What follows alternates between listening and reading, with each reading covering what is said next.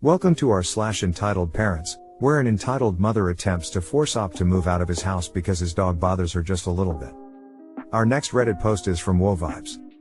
I'm on mobile, so all that mobile info goes here smile. So this happened to me a few years ago when I was a senior in high school. So one day I was driving home from a very dramatic coffee shop visit, not relevant but if you're interested. I went to meet a friend, and they tried to pressure me into dating them and I had to leave because they wouldn't relent. So while I was driving I was cut off by some guy who was speeding and driving as reckless as it gets, and out of instinct I raised my hand out of annoyance and then I mistakenly decided to give him the good old finger. This dude then moves over and around cars and after a few seconds he ends up behind me riding my bumper, on a freeway might I add, so that's cool I guess, and waving me to move over. I kinda knew what was up but wasn't totally sure, so I move over to see if he just wanted me out of that lane, but no, tough guy has decided that his Toyota car thing is now the all-powerful police cruiser from hell and is waving me to pull over, I'm assuming to beat up a minor, upside down face. Obviously I don't, but I call my dad, who's a firefighter, and tell him what's up. He's at Rubik's Cube competition for my brother, so he can't help but tells me not to go home. I just decide to drive around town on the busier roads just in case, and he just kept following me and pulling next to me to try to talk to me. The interesting part I noticed was that there was a car seat in the back, I just couldn't tell if it was occupied. I just kept making circles around one block until my dad called and said to go to his fire station, cause there was a police officer there and I was like less than a mile away anyways. So stalker keeps following me until I pull into the parking lot of the fire station where conveniently a police officer and a whole crew of firemen were admiring the trees when the two of us pulled in. When stalker saw the muscle he was about to face, he tried to back out but the police officer waved him down before he could and made him park. Smart guy. I got to sit in a fire engine while witnessing him try to talk his way out of this. He tried to say I tried to run his baby off the road, but thankfully my dad had put dash cameras in the car. He lost that argument quickly. After he got arrested for reckless driving and something else and some education about endangering multiple children and threatening minor, I'm not sure exactly, I was barely 17 and don't know anything about legal stuff. I heard from some of the firemen that he had the ex-wife/mother pick up the kid and I think they were trying to figure that out in court. I got to chill with some fire daddies and eat ice cream for a bit and had a good laugh with everyone. The lesson: don't flip off people. EPs might think you're trying to run them off the road. Smile. Our next Reddit post is from Squidboy. So, a week ago, a Karen moved into my neighborhood, and her kids had been playing in my yard, as her husband was unloading their stuff into a house. The Karen was watching and encouraging her kids to play in my yard. So I go out and tell the kids to leave, they do, but Karen started screaming and yelling, and we had this conversation. Karen: why the FCK did you tell them to leave my yard? Me: well, first, this is my yard, so you're wrong there, hun? Karen: listen kid, this clap is clap my clap yard. Well, I hate clappers, so I became very angry at this point, but I had to hold it in. I decided I would start using my football and soccer ball in their yard. The next day I was just doing what I said, and the Karen, being a Karen, screamed at me, so when I said, that if that's your yard, then this is mine. Karen doesn't say anything, but just slapped me. I didn't care, her slap was wimpy, but I was a little league pitcher, so whenever kids are on my yard, I would softly pitch a tennis ball at them so they go away. Usually I don't hit them, but when I do, I've never seen a child run 100 yards so fast.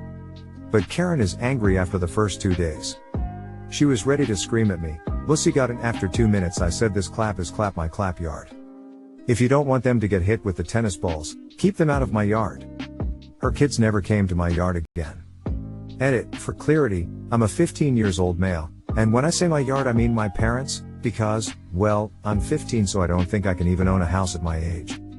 Edit 2, something I didn't mention, those kids would threaten me whenever I tried to even leave my house, saying that it's their yard, so I was trespassing.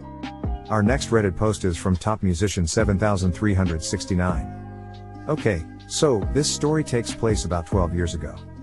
I was a manager lifeguard at a very rich neighborhood in Houston off of I-45 North. Seriously, there wasn't house under $1 million in this whole neighborhood. Well, for those of you that don't know, summer in Southeast Texas is hurricane/tropical storm season. So this particular day, a normal day of about 115 degrees Fahrenheit. The pool was rather full. In this neighborhood there were actually 2 pools, one in front and one in back. The one in back, where I was with 4 other lifeguards, was for the kids. Now, there is a pool that goes up to about 4 feet and a separate pool, divided by a water wall, as the baby pool. The baby pool had a beach entrance down into it. Well, the sky was pitch black, so all the guards were watching the sky pretty closely as we scanned the pool. Checking for lighting. Listening for thunder. Then there was thunder. So the rule is for every thunderclap, the pool is closed for 20 minutes.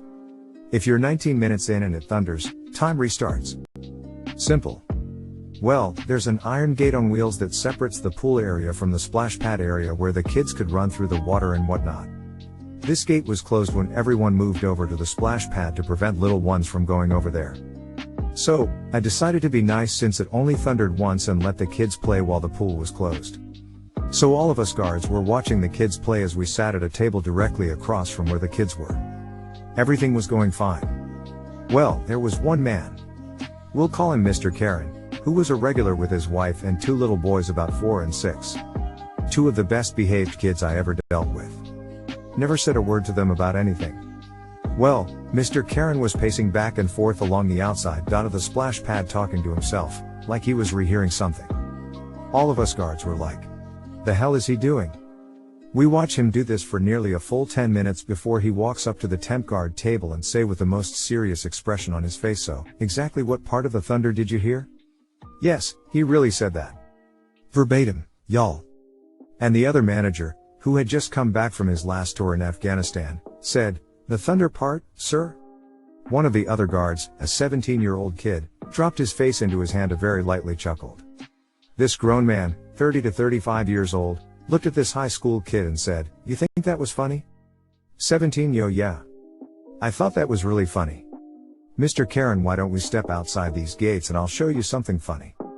Army at that point stands up to his full 6 feet 4 inches frame and said, "I'm sorry, sir, I can't have you threatening my lifeguards. I'm gonna have to ask you to leave now." Mr. Karen looks at us for a moment before he turns around and quite literally stomps over to the iron gate, pulls it open as hard as he could, stomps into the baby pool. By now everyone, kids, adults, his wife, are watching this display, throws himself down into the water, starts flailing his arms and kicking his legs and screaming at the top of his lungs, "I'm not gonna leave. You can't make me leave." Army, at this point, instructed another guard to call the cops. When the cops got there, he was still throwing a fit in the baby pool and the cops told him that he was criminally trespassing and he could either leave on his own, or they would take him out in cuffs. He chose to leave on his own. I actually have a follow-up story to this one that occurred a few days later if anyone is interested. This was one of the richest neighborhoods I ever guarded in, and the only one that by the end of the summer all the guards knew all the cops on a first name basis. It was absolutely ridiculous. Edit part 2 is now up. Same title part 2. Our next Reddit post is from Snooze Strawberries 4044. The cast. Me equals me. Entitled Racist Mom equals M. Embarrassed Son equals S. Superstar Owner equals O. So I was in a Chinese restaurant waiting on my curry chip to go and I'm just taking with the girl at the till making small talk passing the time as the restaurant is empty. This presence descended upon the restaurant and M and S enter and immediately M is obnoxious and overall not pleasant. She proceeded to demand chicken nuggets and chips for her son. I'd why she decided a Chinese restaurant and not a local chippy, there isn't a MC Donald's close. And the lady just takes the order and relays it to the kitchen. This is where M shows her true colors. As the chefs were making food and taking, it was in Chinese. Presumably M scoffs loudly and says, "This is Ireland, we talk English here." I'm just like shocked at that, and then that O comes out fuming after hearing this shouting in perfect English, "This is Ireland, we speak Irish," and shouts in perfect Irish, "Meal mormna, is soeth siniak tu agus neil faltu ramen." Which translates to, "You whale of a woman, you are a racist btch and not welcome." I can't contain myself and burst out laughing as the M is shocked that she is being shouted at in Irish which she doesn't speak and leaves in anger and silence. I go over to the owner who is laughing and congratulate her on handling the situation. I got my food on the house but I tipped huge. And here tipping isn't really a thing, it's only for really special occasions. That's really it folks, I gotta laugh and I hope M learned her lesson. Edit was censoring the swear. Our next Reddit post is from Problematic Queerfish. I was making a joke with a work friend about how I rarely had a door for my room when I was younger. BC my dad would take it off whenever I was bad and she was confused and never heard of that. Is that not something common? Edit. I never got it taken off for slamming my door, it was usually over simple mistakes. Our next Reddit post is from Book Lovers. So this has happened to a friend of mine. The school system in which we attend is a bit different from US or any country.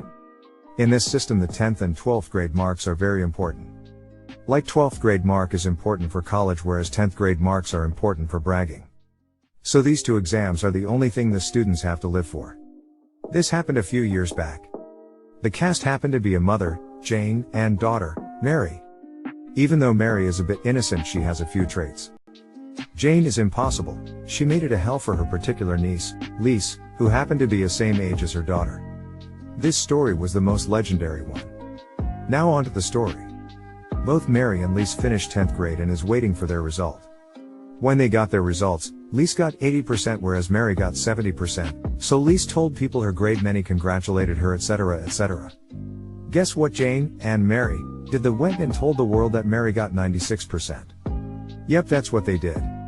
Anyone who gets 90 and above are considered as gods in our education system. So Mary received so much praises because a grade like 96 is something a school topper can achieve.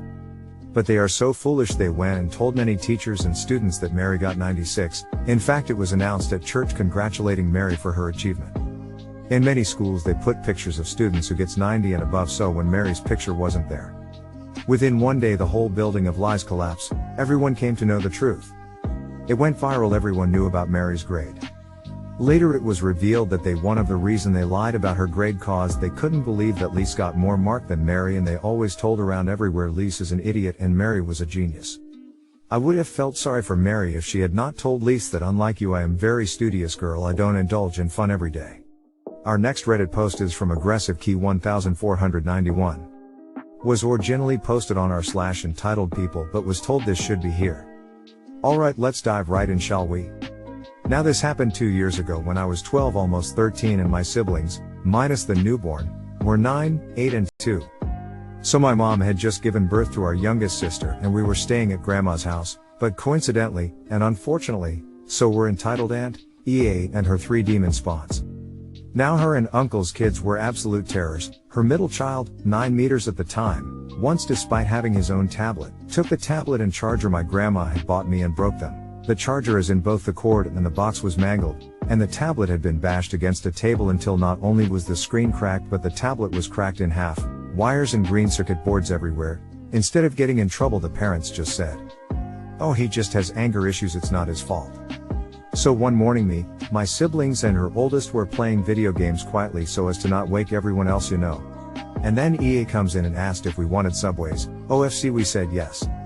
Big mistake, because she comes back with $200 worth of Olive Garden. Now EA and uncle were saving up for a new house, so Hess mad at her for spending so much. So you know what she says? It was, me and my siblings, they were literally begging me to feed them and I didn't know what else to do. And despite us literally never having complained about being hungry at grandma's house before because we know that we'd get food at grandma's. Grandma, who was the only one to believe EA because as above stated we were the good kids. In fact my other aunts and grandpa tried to defend us, was furious with us. Of course EA's kids were her favorite grandchildren, so this wasn't the first time or the last time we'd been blamed for something they did, but it was the most serious. After that I was, expected to get me and my siblings food in the morning. Asking was considered complaining, which I hope I don't sound like a brat here, but it just upset me that grandma wasn't going to feed us, you know. Now since my mom had been in the house I thought she knew what happened, but apparently since no one wanted to stress her, the baby, she was left out of the loop and my dad was at work at the time. So recently my sister told our parents about what happened in passing, as well as other times we were unfairly treated when grandma's favorites were over, and they got super upset and we are no longer talking or going to grandma's house. The thing is, I know for a fact that grandma would have ordered the Olive Garden for them if EA had asked, so literally she just did it to bully a bunch of kids. P.S. If Teresa's spelling mistake, please tell me and I'll fix it. Our next Reddit post is from Typen821. Allow me to set the scene. Elderly homeowner has had family help clean up her yard, which has resulted in 2 large stacks. Local brigade arrange a permit to light and a time to burn off the stacks for her. We use stack burns to give new firefighters experience with fire in a controlled area. The permit is granted and neighbors are given a courtesy warning. The husband of the problem house gives the okay. Cue the day of the burn, the firefighters turn up with their 2 trucks, 1 for each stack. Hoses are laid out, a hydrant is set up as part of the training experience, and we are all ready to light. Neighboring house has a children's party on, however smoke is expected to go straight up.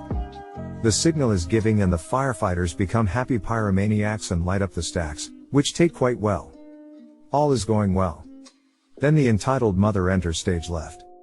What are you doing? You can't do that. I didn't give permission. We politely explain that we notified and provided a copy of the permit to light as a courtesy. She disappears fuming into her home. 5 minutes later the first officer, whose name and contact details are on the permit, gets a very angry phone call. He moves away from the trucks and fire. Then we get an evil idea. Grinch who stole Christmas evil idea. Turn to the group of kids now gathered by the fence who wants to have a go on the hose. Being kids the answers was an energetic yes. We had hydrant supply, a surplus of firefighters and the stack burns was happily burning away. We rearranged the hoses, put out a few traffic cones as targets and had fun. First officer comes back, sees what has happened and grins. Entitled mother comes back out, with that a one walk, to find her party relocated to the fire trucks, with happy parents taking photos of their children on the hoses, stickers, always have stickers on hand, and smiles all around. Go on, tell us we have to stop so we don't ruin your party. Our next Reddit post is from C0 Tintail. A little context, I am a 15-year-old guy and I have a German Schnauzer and take him for walks every day. One day I took my dog out for a walk. He was pretty tired so I decided to just make it a smaller walk. I saw Emmett and her son walking towards me. I thought they were going to walk over to the other side of the road but didn't. Excuse me? Me, what? You can't do that. Me, do what? Walk your dog. Me, I walk my dog almost every day here and I'm going to continue to walk him here. No. My son is allergic to dogs. I didn't know this at the time so I started to apologize. Me, I'm sorry I can go to the other side of the road. No. You can't walk that dog in this neighborhood. Me, no. No? Me, yeah, I've lived in this neighborhood since I was 5 and taken him on walks a lot. And I'm going to keep taking him on walks. Fine. Then you'll have to move out of your house. At this point I start to laugh. Also at this time I look at M's son and he had no signs of an allergic reaction so she might have even been faking it. I start to walk away and she continues to yell at me. A few days later I'm reading a book at home and I hear a knock at the door. I get up and answer the door. Where is your mother? Me, hold on a second. I yelled for my mom. My mom comes to the door. My mom, hello. You need to move out of your house. My mom is amazing so she goes along with it. My mom, and why should we do that? Because of that mutt. My mom, well that is a good point, we'll start packing up soon. Thank you. Obviously we don't move out and a few days go by. M knocks on the door again. I look through the door and see 2 police officers with her. I get my mom and we open the door. My mom, what seems to be the problem, officer? Police officer, we have reported bestiality. Yeah, I saw that boy F-king the dog's vagina. Me, my dog is a male. Police officer, can you prove this? As if on cue my dog lays down for a belly rub. I ask the officers if I can talk to them privately and tell them the whole story. They both laugh as I tell them the story. They question M and she spills apparently her son wasn't even allergic, she just wanted to buy my house and was even charged because she followed me home. I'm pretty sure she moved away and now I can finally take my dog on a walk again. I know that this story got gross and I'm sorry for that. I just felt that I had to tell this and get it off my chest. Some people are just straight gross. Our next Reddit post is from Eating Koolade. So for background, I live in a rural area with cornfields everywhere, and there's a creek behind my house. There was corn on the ground, and the plants were gone. My friends were over as well. Entitled child equals EC. Entitled child sister equals ECS. Entitled mother equals M. Entitled father equals F. Me equals me. Entitled child's friend equals ECF. So this happened when I was about 10 to 11. Me and my friends were outside on our trampoline. My sister and ECS were with us also. When EC and his friend were in the cornfield. I didn't like this kid, he was mean. Me, hey, get out of our yard. EC, no, I'm not in your yard, you don't own the cornfields, do you? Me, no, but someone does, and they probably wouldn't like you going through it. EC, whatever. He started to walk farther into the cornfield. Me, what are you even doing anyways? EC, walking to the creek. Me, that's too far away. EC, yo, it's not. EC, hits his 4-year-old cousin for no reason. Me, why would you do that? He's in pre-K. EC, trying to calm his cousin because he's uncontrollably crying. ECS, EC. Why would you do that? He's 4. EC, shut up ECS. And my name? ECF, here. EC, joins in on it. Me, stop. EC, runs into our yard with his little cousin and hide behind our shed. Me, runs after them to tell them to get out. EC, ECF, and ECS go to their house to get their parents. EM, my name, and my sister's name, why won't you let EC play with you? Me, EC was rude to us, he threw rocks in our yard and wasn't playing, just trying to annoy us. EM, EC would never do such. It's unfair that he doesn't get to play over here even though ECS does. EF, you've been bullying him at school telling him that every time you talk, some of my brain cells die. I did say that. My mom comes home. EM, your daughter is accusing my sweet EC of throwing rocks at them. My mom told my friends to go home, and for me and my sister to go inside. So, yeah. ECS wasn't allowed to play with my sister for a while. And I still go to school with him. And he recently tried to brag about our ping his sister, but M and F don't care. I hope he was lying, even if he was, that's still gross. Thank you so much for watching these tales from Reddit. Consider subscribing to the channel and liking the video if you enjoyed. Also consider checking out one of our other videos.